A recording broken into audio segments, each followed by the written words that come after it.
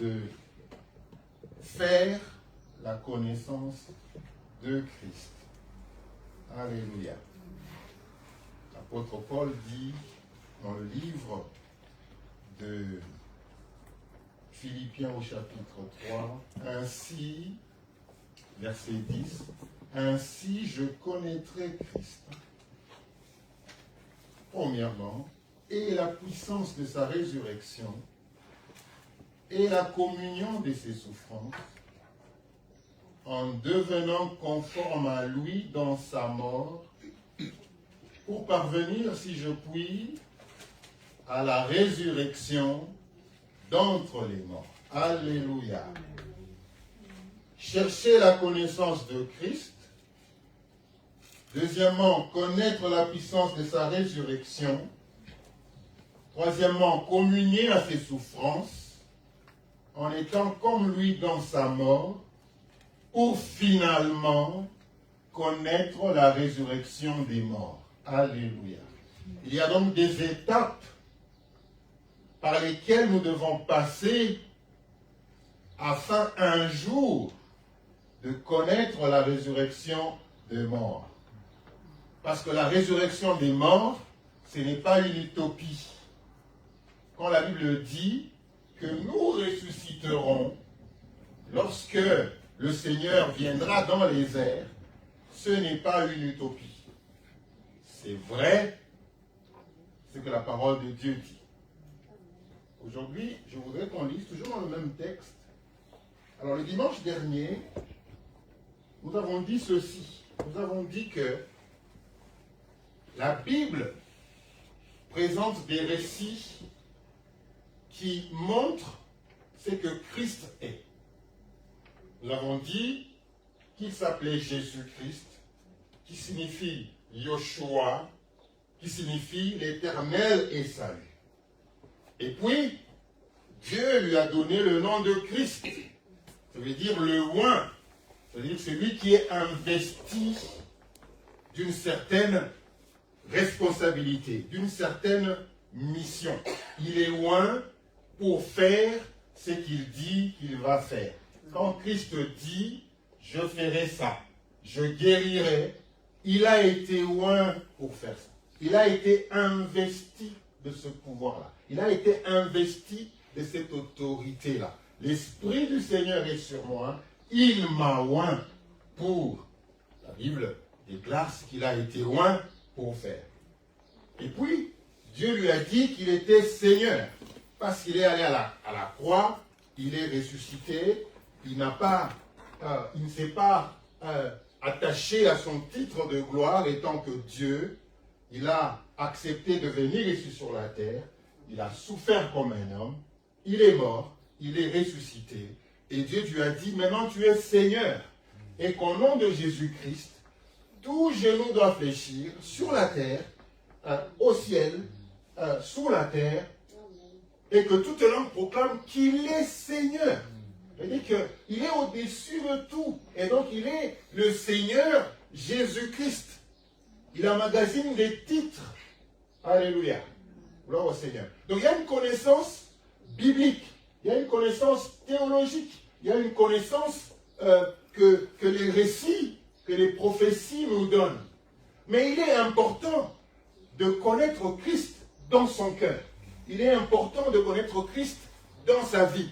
Il est important de connaître Christ dans la vie de tous les jours. Il est important que Christ soit avec toi, qu'il soit en toi, qu'il partage ta vie de tous les jours. Quand tu te réveilles le matin, tu te réveilles avec Christ. C'est pourquoi l'apôtre Paul se permettait de dire, ce n'est plus moi qui vis, mais c'est Christ qui vit en moi. Parce qu'il avait déjà dépassé le fait de juste connaître Christ comme ça, de faire la connaissance comme ça. Souvent quand nous disons, je le connais, c'est parce que quelqu'un vous a parlé de lui.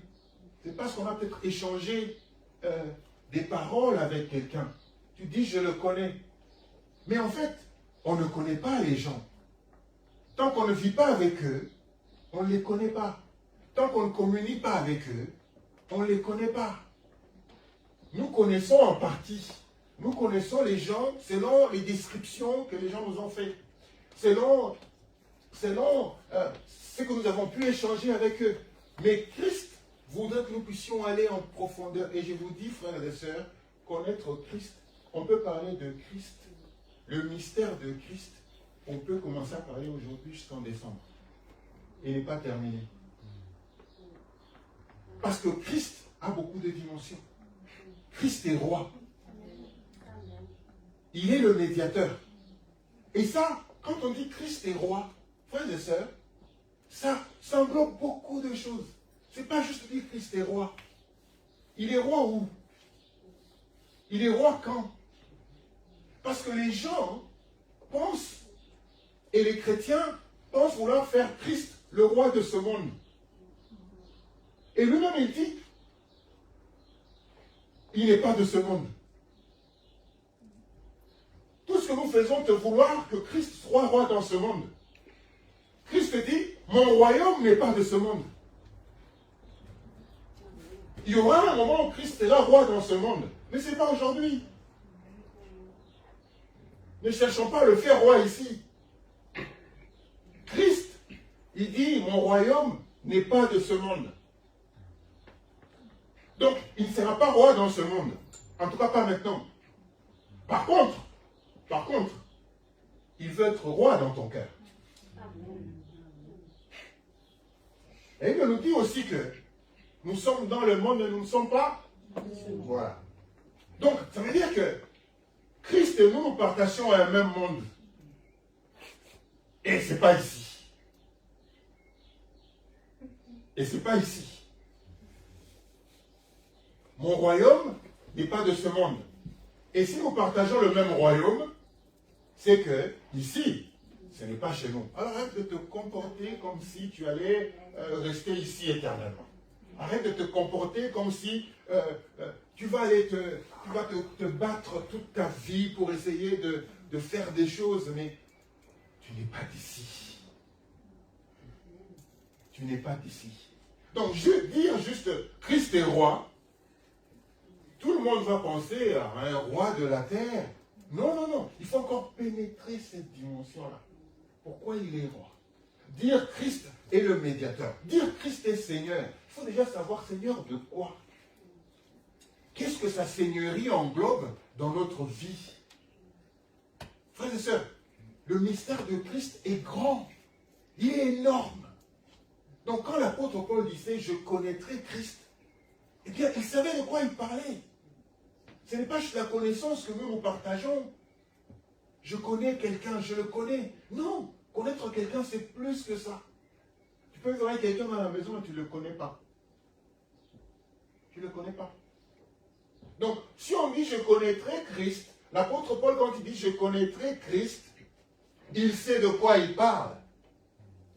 Parce que Christ est un mystère qu'il faut découvrir. Et tant que tu n'auras pas découvert tout le mystère par rapport à Christ, tu ne seras jamais un vrai adorateur. Tu ne seras jamais un vrai adorateur. Donc c'est important de se lancer dans cette connaissance. C'est important de commencer à décortiquer la personne de Christ. C'est important, frères et sœurs, d'étudier toutes les étapes de sa vie. Sa conception. Sa conception. On parle beaucoup plus de sa naissance. Mais on ne parle pas de sa conception. Parce que c'est deux choses différentes. La naissance, on voit un enfant qui apparaît, du coup, dans une étable. Voilà, on voit les mages qui viennent. Mais la conception, frères et sœurs, c'est que une ovule d'une femme a été couverte par la puissance de Dieu. Imaginez un peu ça. C'est que Dieu est venu vivre dans une personne. Et cet ovule a connu la même transformation qu'une ovule dans le ventre d'une femme. Dieu est resté, Dieu a choisi ce moyen-là pour venir auprès de nous. Marie était grosse 1 mois. Dieu était en elle. Dieu qui était tout puissant, éternel, a accepté, frères et sœurs, alors que si Dieu a créé Adam. Dieu a créé Adam. Et il dit qu'il a pris de la terre, il a formé Adam, et il a soufflé en lui. C'est-à-dire que Dieu, s'il voulait faire Christ comme Adam, il aurait fait pareil. Mais il n'a pas voulu faire ça. Lui-même, frères et sœurs, il est descendu dans une femme. Il a pris sa chair, 1 mois, 2 mois, 3 mois. Dieu a vécu en lui, aussi puissant qu'il était. Frères et sœurs, il a accepté de subir le fonctionnement d'un corps humain. Aussi puissant qu'il soit, il s'est humilié. Frères et sœurs, il s'est humilié pour rester dans un embryon et de suivre le processus normal. Cette femme-là, elle marchait avec Dieu au-dedans d'elle. Jésus-Christ était dedans. Jésus-Christ, il a partagé sa croix. Vous savez que Dieu aussi puissant puisse vouloir s'humilier de la sorte. Alors que toi, pour t'humilier, c'est un problème. Mais Dieu très puissant a voulu s'humilier de la sorte. Il a voulu passer par le processus. Frères et sœurs, si Adam a été créé, parce que nous disons que nous avons été créés, mais Christ a été engendré par Dieu. C'est-à-dire que Christ a pris la nature de Dieu. C'est pourquoi quand on parle de nous, on parle plutôt des cohéritiers. Parce qu'on est cohéritier. Quand on parle de nous, on parle de l'adoption. Parce que ça veut dire qu'en vrai, on n'est pas vraiment de la filiation. On n'est pas. C'est Christ qui est le Fils unique de Dieu. Quand on parle de nous, on parle des fils. Mais quand on parle de lui, on dit Fils unique. Frères et sœurs, nous devons pénétrer tout ça pour connaître effectivement quelle est la nature de Christ. Et qu'est-ce que sa nature peut apporter dans notre vie. Et pourquoi Dieu a voulu commencer sa vie ici sur la terre de cette sorte-là. C'était Dieu lui-même qui voulait se présenter à nous au travers de Christ. De telle sorte que quand on regarde Christ, on voit Dieu. Pourquoi il dit qu'il est l'image du Dieu invisible, la représentation parfaite de Dieu. Pourquoi? Parce que Dieu a engendré Christ. Et donc si nous voulons vraiment, frères et sœurs, être des vrais adorateurs, c'est de découvrir qui il est. Comment il est venu. Alléluia. Sa mort, c'est aussi un mystère. Comment Dieu peut accepter de mourir? Pourquoi est-ce que Dieu peut accepter de mourir pendant un temps afin de nous sauver, frères et sœurs? Donc, aller à la rencontre de Christ, chercher à connaître Christ, chercher à pénétrer ce mystère. L'apôtre Paul disait, je connaîtrai Christ.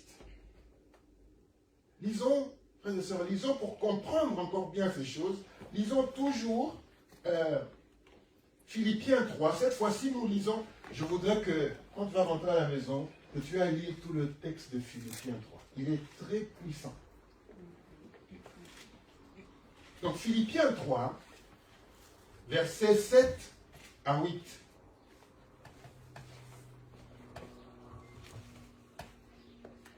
Philippiens 3, versets 7 à 8. Christo. Mais ces choses qui étaient pour moi des gains, je les ai regardées comme une perte à cause de Christ. Amen. Mais ces choses qui étaient pour moi des gains, dans d'autres versions on dit, ces choses qui avaient de la valeur pour moi, c'est-à-dire qu'il y a toujours des choses que nous prenons pour des choses de valeur. Lorsque tu rentres dans ta maison, je suis sûr que quand tu rentres dans ta maison, il y a des choses que tu as placées à un endroit parce que tu penses que ça a de la valeur. Il y a des choses que nous cachons dans nos maisons, les avons mis à l'abri de tout le monde parce qu'on leur donne un peu plus de la valeur. Ce n'est pas nécessairement parce que ça a de la valeur en termes monétaires, mais ça peut aussi avoir de la valeur en termes de sentiments, en termes de souvenirs, en termes de la date de la personne qui nous avait confié ces choses. Et donc nous les avons placées quelque part parce que nous pensons qu'ils ont ou qu'elles ont de la valeur. L'apôtre Paul dit, ces choses qui étaient pour moi des gains, c'est-à-dire qui avaient de la valeur, je les ai regardées comme une perte, ça veut dire comme des choses sans valeur. C'est-à-dire que auparavant, je les considérais comme ayant de la valeur, mais aujourd'hui, je les considère comme ayant moins de valeur. Pourquoi? À cause de Christ. Ça veut dire que quand on vient au Seigneur, lorsqu'on fait la rencontre de Christ, avant, il y avait des choses qui avaient de la valeur pour nous. Et que quand on rencontre Christ, Christ doit avoir de la valeur plus que toute autre chose. Alléluia. Et quand l'apôtre Paul parle de ces choses, il parle du statut qu'il avait. Il parle de prestige. Il parle du niveau dans la société. Il parle de la connaissance qu'il avait avant. Il parle de sa filiation. C'était un hébreu. Il a dit, j'étais hébreu, je suis hébreu, je suis israélite. J'ai été enseigné à l'école de tel. Il commence à déclarer ce qu'il est. Je suis hébreu, j'ai la nationalité. J'ai ceci, j'ai été là.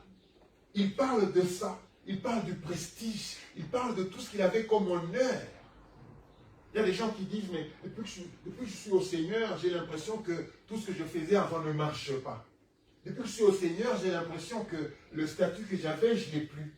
Depuis que je suis au Seigneur, j'ai l'impression que les choses ne marchent pas comme ça marchait. Parce qu'on veut que, étant dans le Seigneur, que les choses continuent à marcher comme elles marchaient avant. Qu'elles aient la même valeur qu'elles avaient avant. Alors quand on vient au Seigneur, la valeur change. C'est Christ qui a maintenant de la valeur. C'est Christ qui doit maintenant avoir la première place. C'est Christ qui doit être au-dessus. C'est Christ vers qui on doit regarder. Amen. Alléluia. Amen. Donc, il y a changement. L'apôtre Paul dit, mais ces choses qui étaient pour moi des gains, je les ai regardées comme une perte à cause de Christ. Si tu viens à Christ et tu n'as rien perdu, c'est que tu considères Christ comme comme n'ayant pas de la valeur. Quand on vient à Christ, on doit avoir laissé quelque chose. Quand on vient à Christ, on doit avoir abandonné quelque chose. On ne peut pas être à Christ et continuer à être comme on était avant. Impossible. Impossible. On ne peut pas mélanger les deux. Et le Dieu ne peut pas servir maman et Dieu. Ça veut dire quoi? Ça veut dire qu'à un moment, il faudrait qu'il y ait quelqu'un qui ait la supériorité.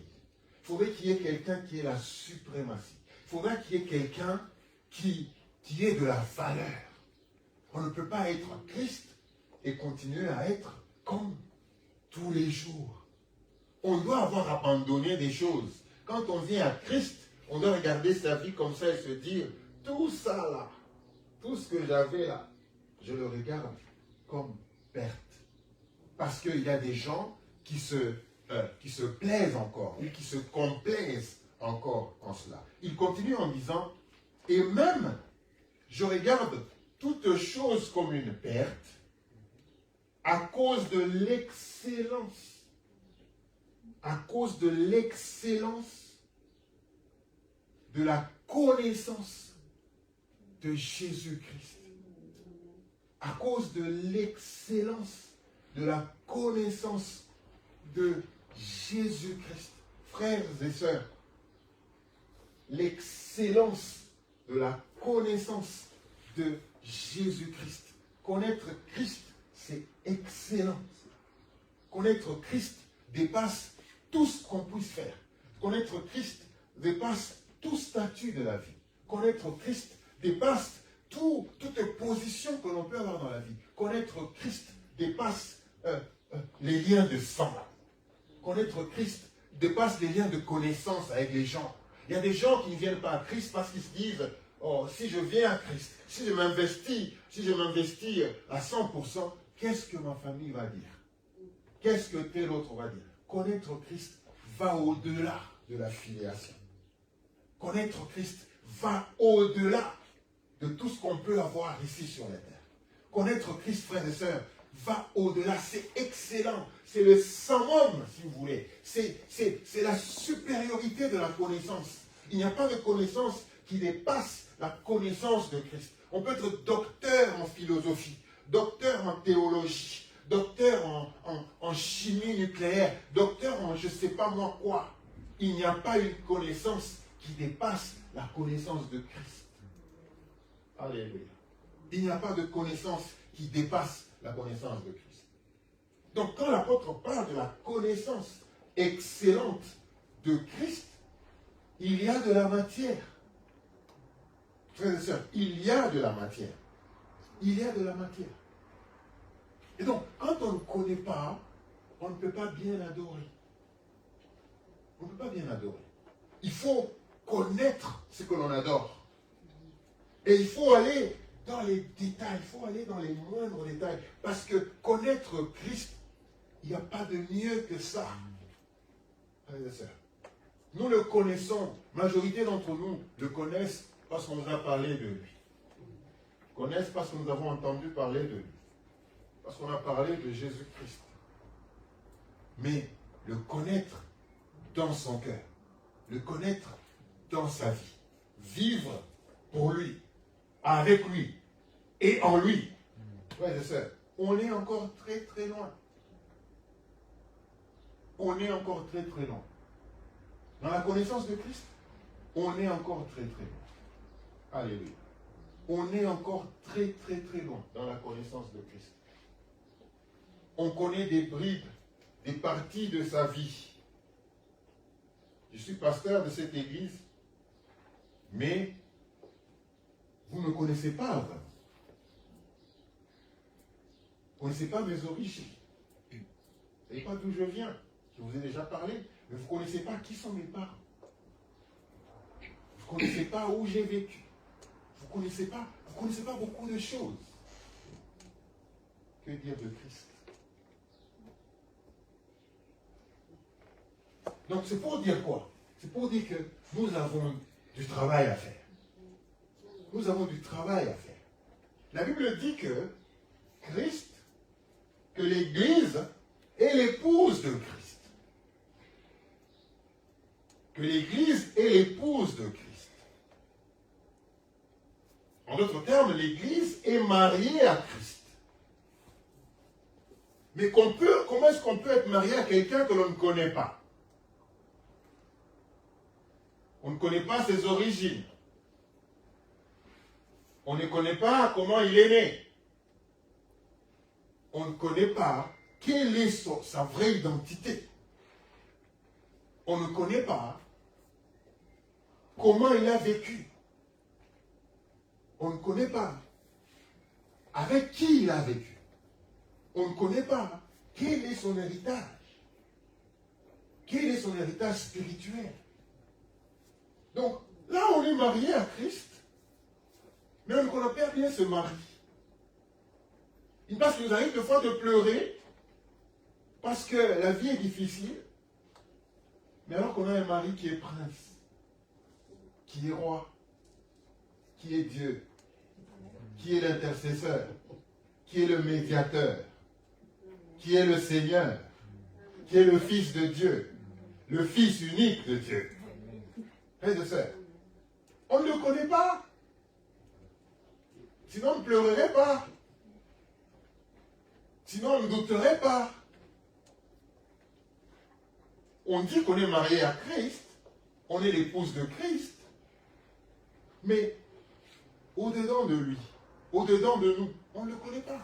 Il est encore étrange. Sa connaissance est encore floue. On ne le connaît pas. On ne connaît pas. Il est mort. On sait qu'il reviendra. On sait. Mais est-ce qu'on a déjà pris le temps de méditer sur ça, de rechercher ça? On s'occupe, on veut le faire roi ici sur la terre, alors que son royaume n'est pas d'ici. Donc on ne va pas réussir. Mais la Bible nous dit qu'il reviendra. Il régnera 1000 ans sur cette terre. Là, il sera sur cette terre. Là, il régnera sur cette terre. Est-ce qu'on connaît tout ça?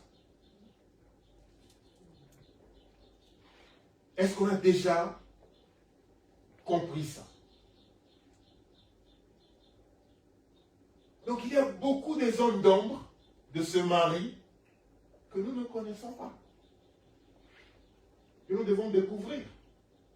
On se bat dans les églises pour les titres. On se bat pour les postures. On se bat pour qui sera le premier. Qui sera assis à la première place. Qui va parler bien. Qui va prêcher bien. On se bat pour ça. Mais on ne connaît pas le Christ qui est notre époux. L'apôtre Paul dit, je connaîtrai Christ. Ça devient la priorité, frères et sœurs. C'est la priorité. Tu veux vivre bien avec un mari, il faut chercher à le connaître. Lui, il aime ça. Il aime une sauce comme ça. Lui, il aime parler comme ça. Quand tu dis ça, ça l'énerve. Pour qu'il soit envers toi, pour qu'il soit gentil, il faut que je lui dise ça. Le meilleur moment pour lui parler, c'est ce moment-là. Quand il y a trop de bruit, il n'écoute pas. Donc il faut que je fasse ça. Il faudra que... j'ai l'impression que le meilleur moment, c'est le matin. Quand il se réveille, quand je me réveille, c'est le matin. Mon meilleur moment, c'est le matin. Quand il se réveille, quand je me réveille, c'est alors que je lui parle. Je prends mon temps pour lui parler. Je ne suis pas trop pressé. Quand je lui parle, il m'écoute. Même quand il est silencieux, il écoute.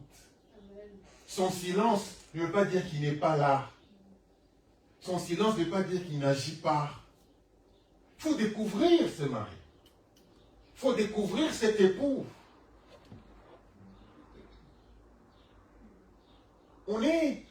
Ce qui est prioritaire, on ne le fait pas.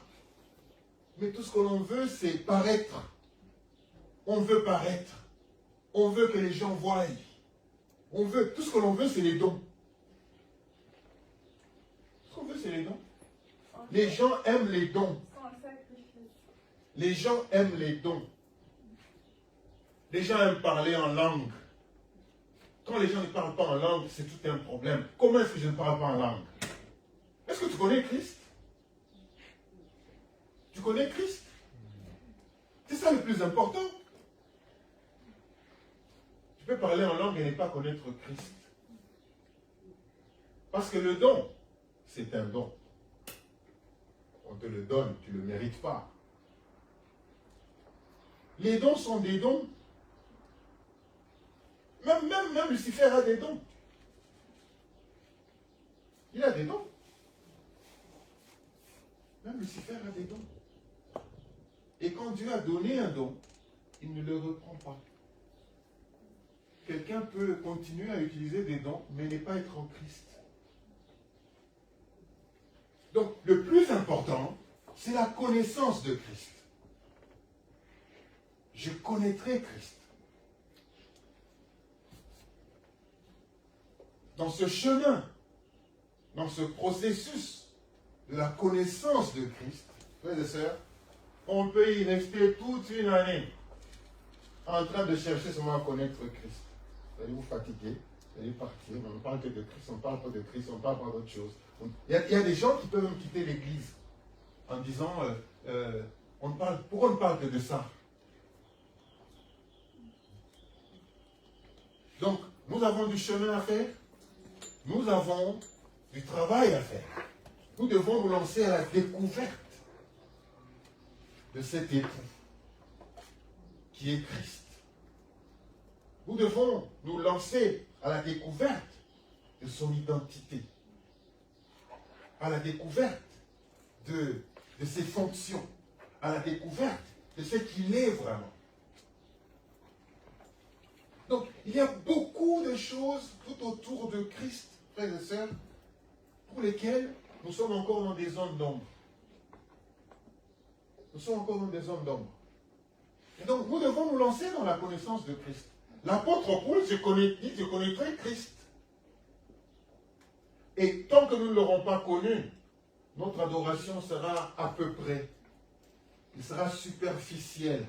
Quand tu ne connais pas quelque chose, tu seras superficiel. Tu vas parler, mais tu ne vas pas épuiser tes phrases. Tu sais voir quelqu'un quand il est superficiel. Quand tu lui parles de Christ, ou quand il te parle de Christ, tu sais voir combien il est superficiel. Combien il n'est pas rentré dans la connaissance de Christ. Je vous invite, frères et sœurs, je nous invite à nous lancer dans la connaissance de Christ, à découvrir toutes ses facettes. Christ roi, qu'est-ce que ça veut dire? Christ fils unique, qu'est-ce que ça veut dire pour moi, pour l'Église et pour ma génération? Christ est Seigneur, qu'est-ce que ça veut dire? Christ est médiateur, ça veut dire quoi? Christ, fils de David, ça veut dire quoi? Qu'est-ce que ça veut dire? Intercesseur, qu'est-ce que ça veut dire? Qu'est-ce que ça veut dire pour ma vie, pour mes enfants, pour ma maison, pour mon avenir? Qu'est-ce que ça veut dire pour mon Église? Il y a beaucoup de choses à découvrir de Christ. C'est large. Si on veut vraiment découvrir cet époux que le Seigneur nous a donné, nous n'avons pas d'autre choix. Sinon, on va vivre éternellement avec un époux que l'on ne connaît pas. Il y aura beaucoup d'incompréhension. Quand on n'a pas compris quelqu'un, il y aura beaucoup d'incompréhension. Mais quand on le comprend, lui, il est comme ça. Lui, il fait ça. Quand on le comprend, on devient à l'aise. On aura la paix. Des fois, on manque de paix. C'est parce qu'on ne connaît pas Christ. Parce qu'on a encore la connaissance qui est à peu près de lui. Il y a encore des domaines de lui qu'on n'a pas encore découverts. Alléluia. Lisons, frères et sœurs, dans Apocalypse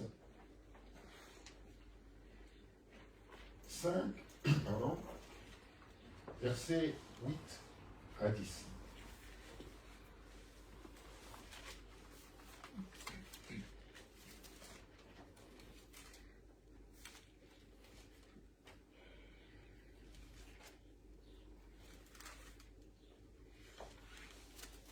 Quand il eut pris le livre, les 4 êtres vivants et les 24 vieillards se prosternèrent devant l'anneau, tenant chacun une harpe et des coupes d'or remplies de parfums, qui sont les prières des saints. Et ils chantaient un cantique nouveau en disant: Tu es digne de prendre le livre et d'en ouvrir les sceaux, car tu as été immolé, et tu as racheté pour Dieu par ton sang des hommes de toute tribu, de toute langue, de tout peuple et de toute nation. Tu as fait d'eux un royaume et des sacrificateurs pour notre Dieu, et ils régneront sur la terre. Amen. Gloire au Seigneur. On est en train de parler de Christ. Mais ce sont ceux qui les connaissent qu'il adore comme ça. Des fois, nous prions, nous disons, tu es digne. Mais pourquoi nous disons ça? Nous disons ça parce que il y a des frères, les anges, qui ont dit ça. Mais eux, quand ils ont dit ça, ils le connaissent. Quand ils disent, tu es digne, parce qu'effectivement, il est digne. Parce qu'ils l'ont vu à l'œuvre. Parce qu'ils ont la connaissance de qui il est. Mais nous prions souvent sur la connaissance des autres personnes. Nous prions souvent sur la répétition des paroles de la Bible.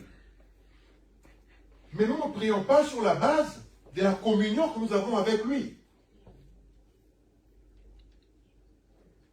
Ils disent, quand il eut pris le livre, les 4 êtres vivants et les 24 vieillards se prosternèrent devant l'agneau, tenant chacun une harpe et des coupes d'or remplies de parfums qui sont les prières des saints.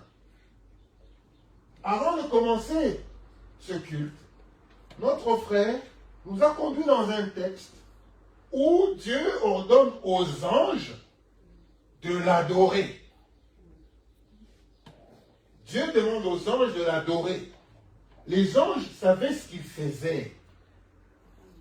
Ils savaient ce qu'ils faisaient. Ils savaient que, effectivement, ils méritaient l'adoration. Ils savaient qu'ils méritaient l'adoration parce qu'ils l'ont vu à l'œuvre. Parce qu'il a existé avant l'éternité. Il a existé dans les temps anciens. Avant que Dieu ne puisse trouver Marie et lui dise, tu seras enceinte. Comment ça va se passer? Non, l'ombre du Tout-Puissant va te couvrir. Mais Dieu existait déjà avant le commencement. Il était déjà dans les temps anciens. Vous pouvez lire ça dans Michée. Alors, allons dans Michée 5 pour revenir encore ici. Michée 5.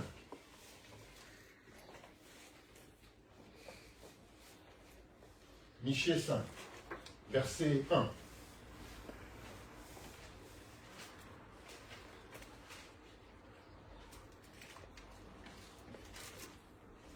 Michée 5, verset 1. Vous allez trouver, vous lisez. Sinon je lis. Michée 5, verset 1. Là, il le dit ceci. Et toi, Bethléem, Ephrata, petite entre les milliers de Juda, de toi sortira pour moi. C'est Dieu qui parle. Hein? De toi sortira pour moi. Celui qui dominera sur Israël et dont les activités remontent aux temps anciens.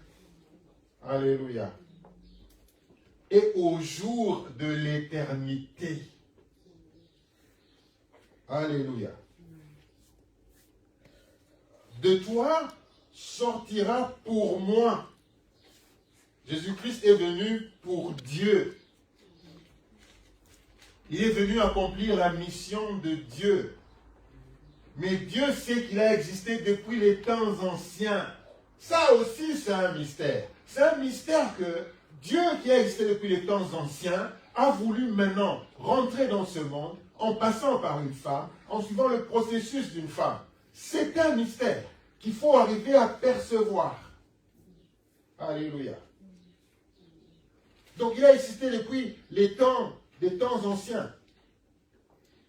Donc quand il eut pris le livre, je reviens dans l'Apocalypse 5, les 4 êtres vivants, les 4 êtres vivants et les 24 vieillards se prosternèrent devant l'agneau, tenant chacun une harpe et des coupes d'or remplies de parfums qui sont les prières des saints.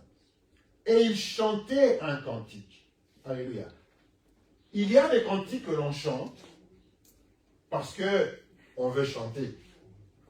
Mais il y a des cantiques que l'on chante qui sont des adorations qui viennent de notre cœur. C'est-à-dire que quand on chante, on sent ce que l'on chante. On ne le chante pas juste pour chanter. Les enfants, ne chantez pas juste pour chanter. Quand vous chantez, intériorisez ces paroles. Ces paroles soient vôtres. Que ça parte de votre cœur.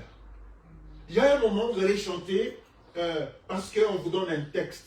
Mais il y a un moment où vous allez chanter parce que vous-même, vous vous reconnaissez dans ce texte. Vous-même, vous vous reconnaissez comme servante de l'Éternel. Alléluia. Et là, c'est une autre dimension. C'est une autre dimension. Là, on chante, en groupe, on chante, mais il y a des chants qui viennent de son cœur, qui se lèvent. Alléluia. Et quand vous faites ça, vous communiez avec Christ. C'est des chants qui sont inspirés au-dedans de vous. Christ qui vit en vous, chante avec vous.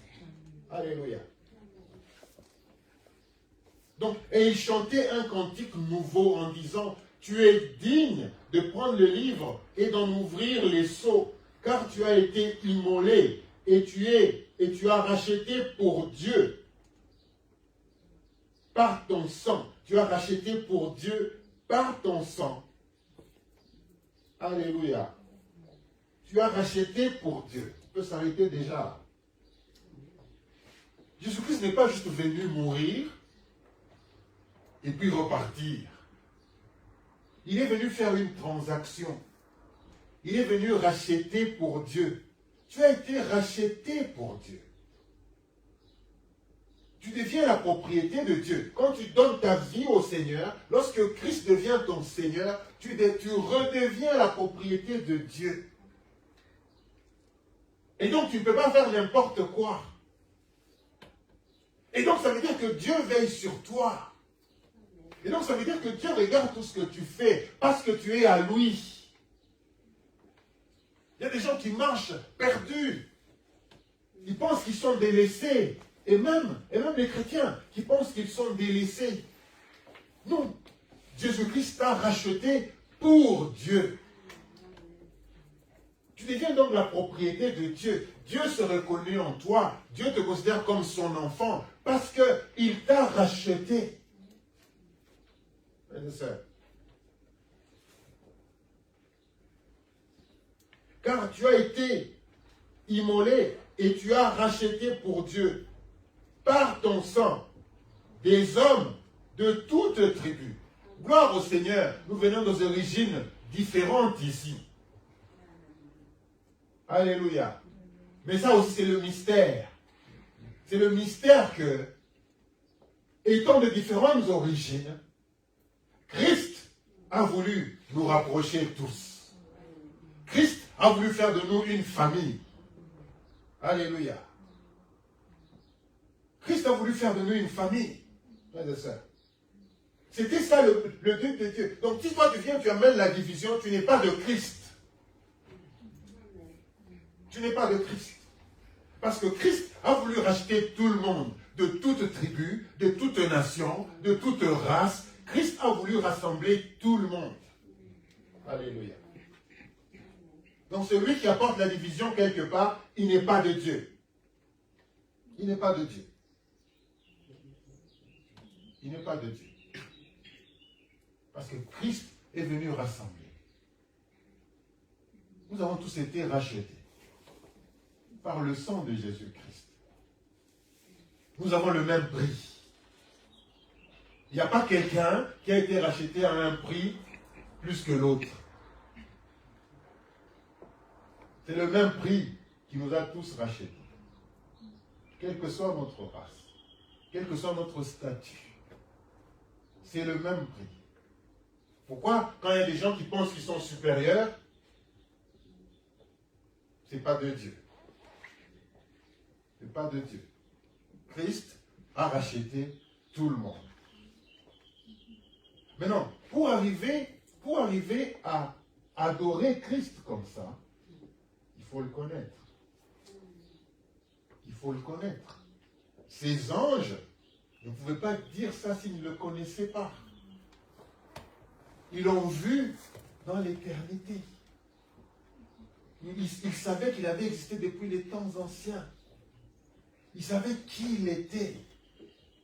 Si les anges ont été créés, lui n'a pas été créé. Lui a été engendré.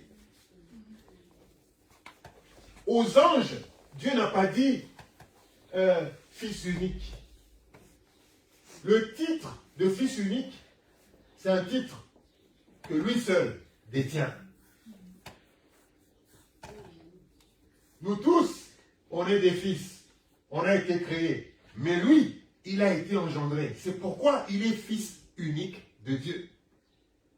Ça aussi, c'est un mystère. Il faut découvrir. Donc, frères et sœurs, Dieu nous a rachetés.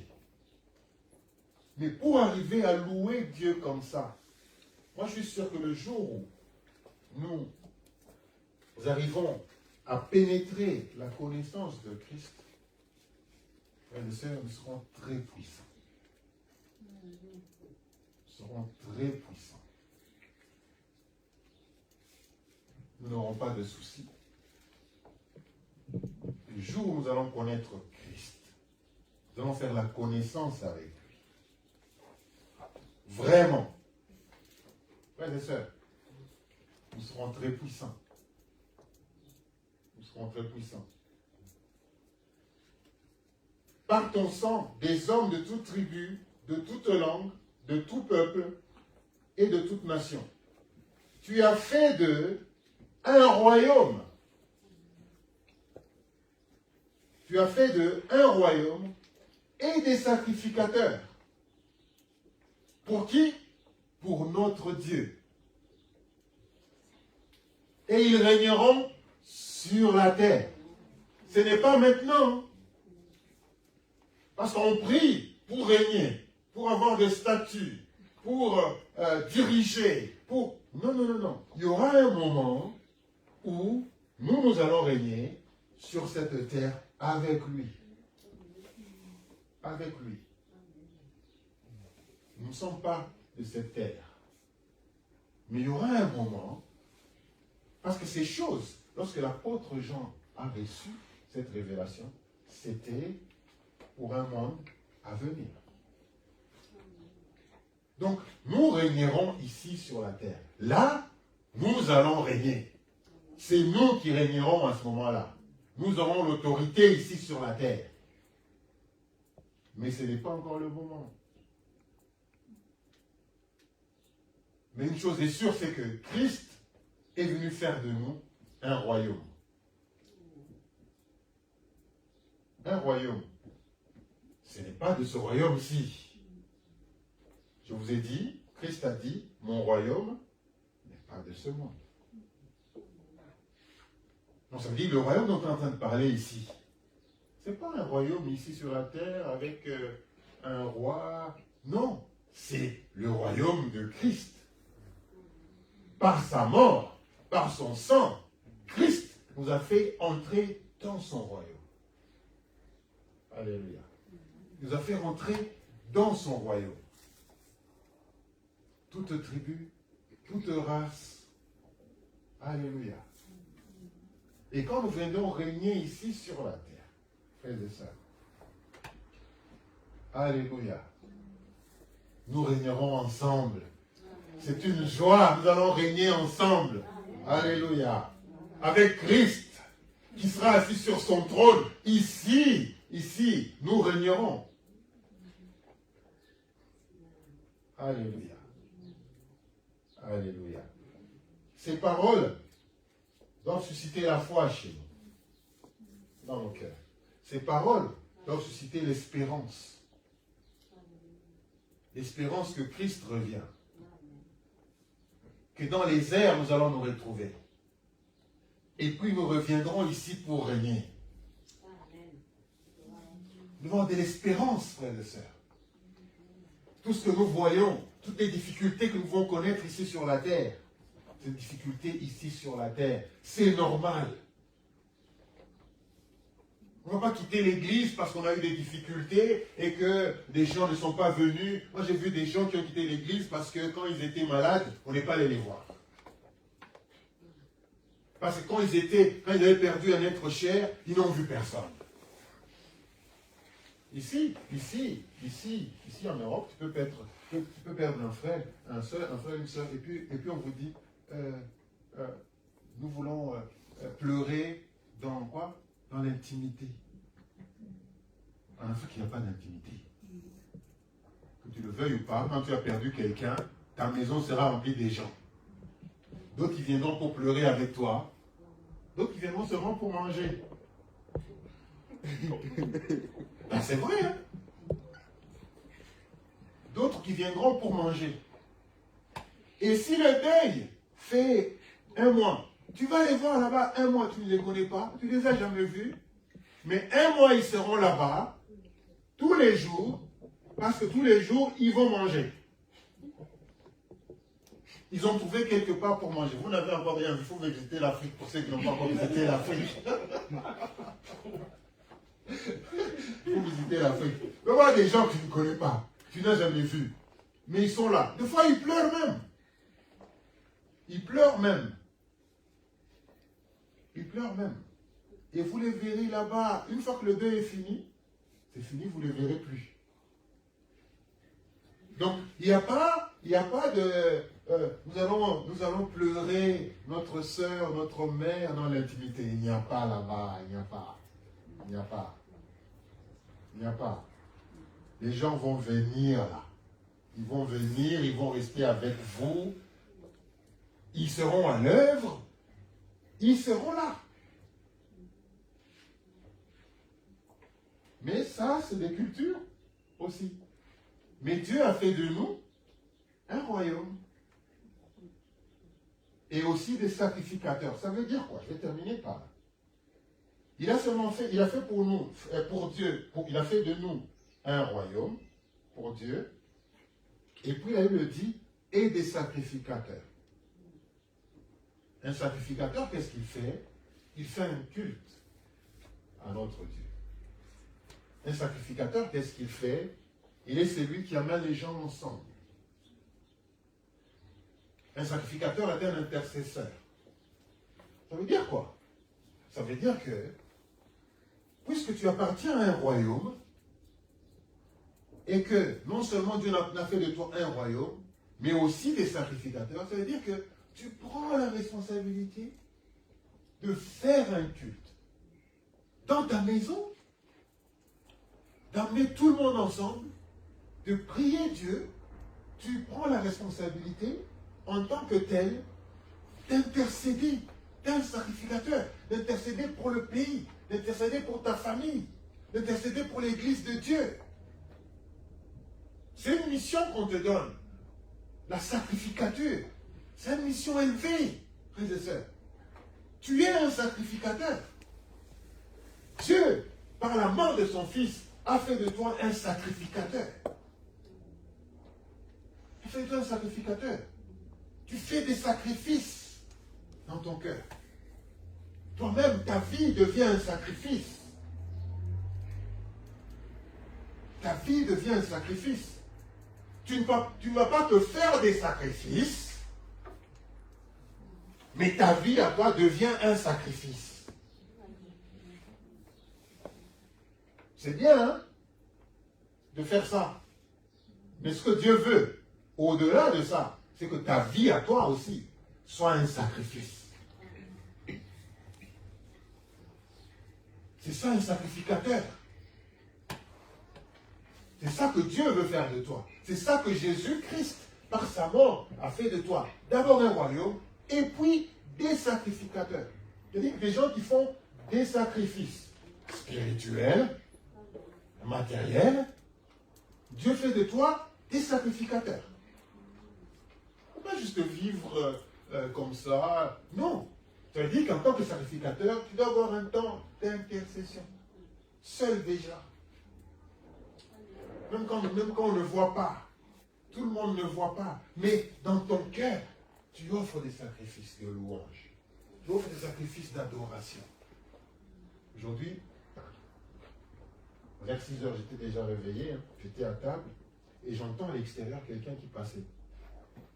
Ce monsieur était en train de prier en langue.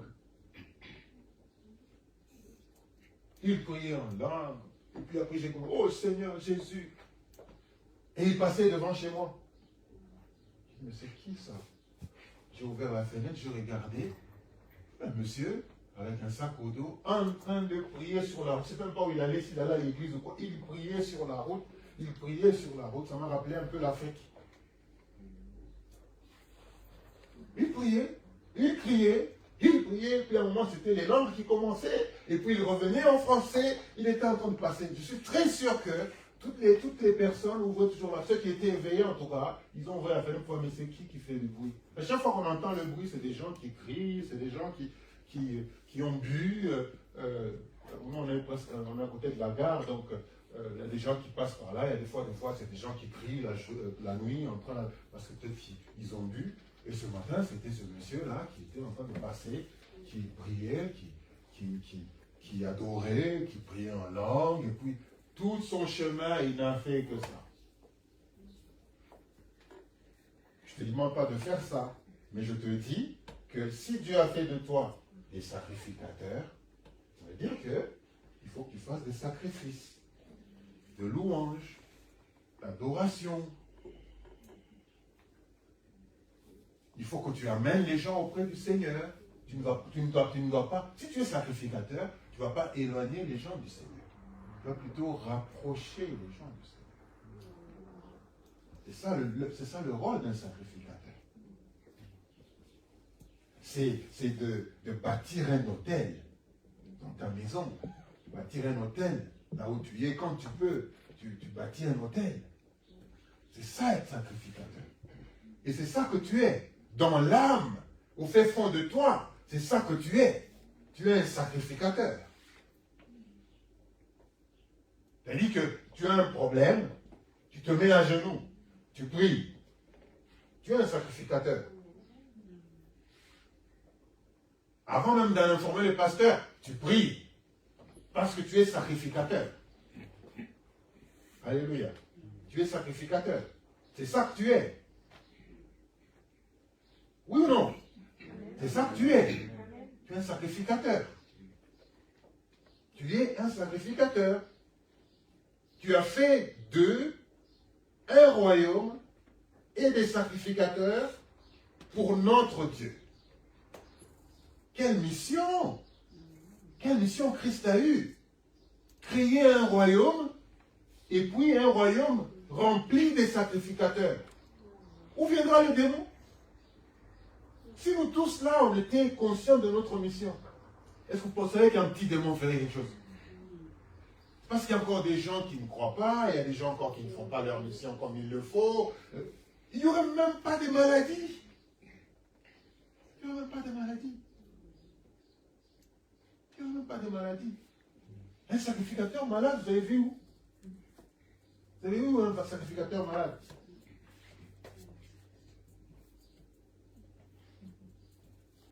Si on a fait de nous des sacrificateurs, parce que Christ est aussi sacrificateur, selon l'ordre de qui?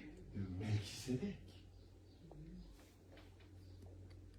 C'est-à-dire dans le royaume que Dieu a créé, le royaume quand nous viendrons régner, ce sera un royaume plein de sacrificateurs. Ce sera un royaume plein de sacrificateurs, frères et sœurs. Qui va venir s'amuser là? Qui va venir s'amuser là? Chaque jour, ça sera l'adoration. Chaque jour, ça sera l'intercession. Chaque jour, ça sera la louange. Chaque jour. Mais il n'y aura que ça. Il n'y aura que ça. C'est ça que Dieu veut. C'est ça qu'il veut créer. Alléluia. Tu as besoin des sacrificateurs. Pas des gens qui pleurent tout le temps. Pas des bébés spirituels. Si tu es bébé spirituel, gloire au Seigneur. Tu es bébé spirituel aujourd'hui, sache que ce à quoi Dieu t'appelle, c'est à la sacrificature. Alléluia. Donc il y a beaucoup à découvrir, frères et sœurs, par rapport à Christ, par rapport à la connaissance de Christ. Avec, bien sûr, l'aide du Saint-Esprit, nous allons prendre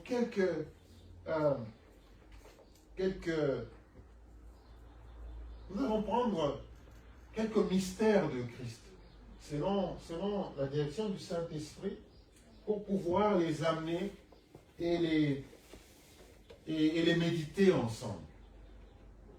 Quand Dieu dit Christ est roi, qu'est-ce que cela veut dire? Qu'est-ce que cela nous apporte? Qu'est-ce que nous allons parler du Saint-Esprit, essayer de décortiquer tout ça, parce que ce que nous voulons, nous, c'est vraiment de connaître Christ. De connaître Christ, de le connaître vraiment comme un époux, et puis de voir ce que le Seigneur va faire. Alléluia. Que Dieu nous bénisse aujourd'hui. Amen.